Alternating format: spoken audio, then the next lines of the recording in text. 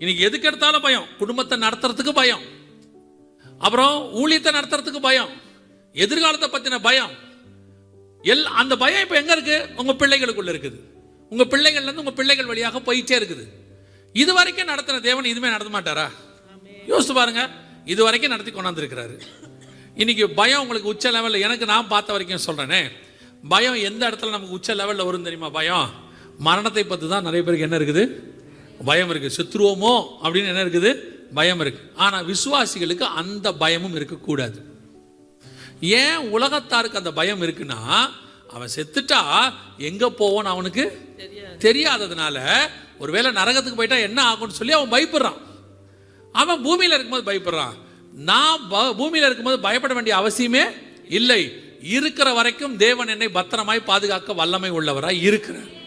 ஒருவேளை அவர் எனக்கு மரணத்தை அனுமதித்தால் கூட அதுவும் எனக்கு நல்லதுதான். இதை விட மேலான ஒரு இடத்துக்கு நான் போக போகிறேன். சந்தோஷமான சமாதானமான இடத்துக்கு நான் போக போறேன்.